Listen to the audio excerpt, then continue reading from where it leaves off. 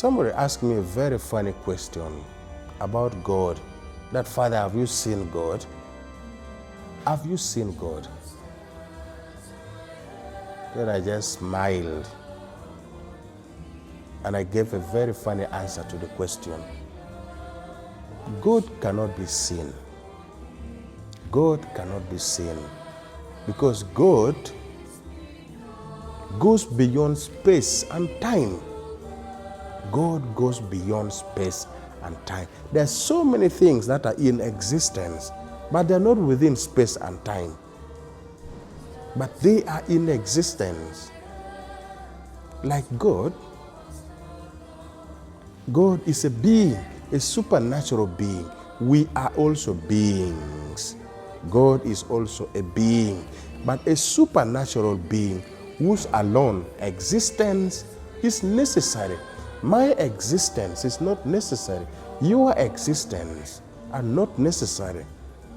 God's existence alone is necessary because all these other beings, they continue to live in total subjection to the divine being. So God goes beyond space and time. Whatsoever we see in the world today exists within space and time. God is a spiritual being. That's why we cannot see God. That's why we cannot touch God. That's why we cannot feel God. Because God is a spiritual being. A spiritual being that cuts across. He goes beyond the categories of the human mind. That's why God cannot fully be comprehended. The incomprehensibility of the divine essence of God. But we can definitely know something of God.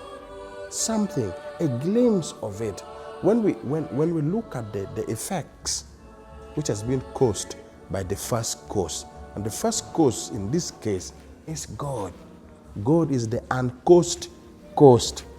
The first cause, the primary cause, who is responsible for the existence of whatever we see within space and time. So God is a spiritual being that cannot be touched, cannot be seen. But we can experience the effects that has been caused by this uncaused cause, the unmoved mover, which is God.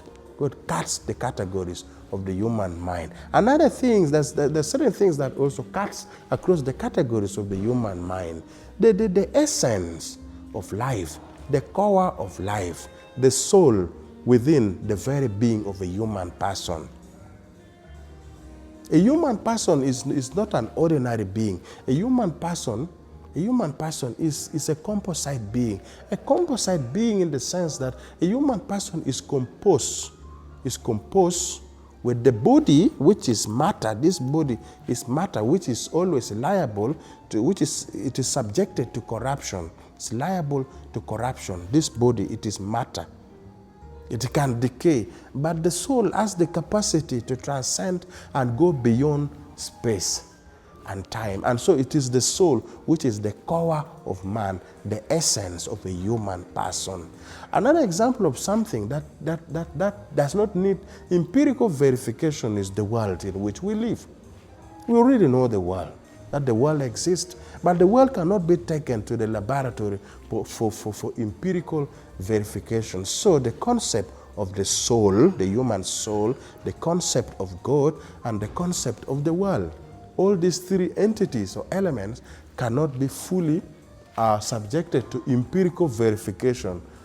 For us to affirm their existence, there is no need for us to carry them again, to take them to the laboratory so that we begin proclaiming them. Because God is a spiritual being that cannot be seen, cannot be touched, but we can feel the effects caused by this uncaused cause.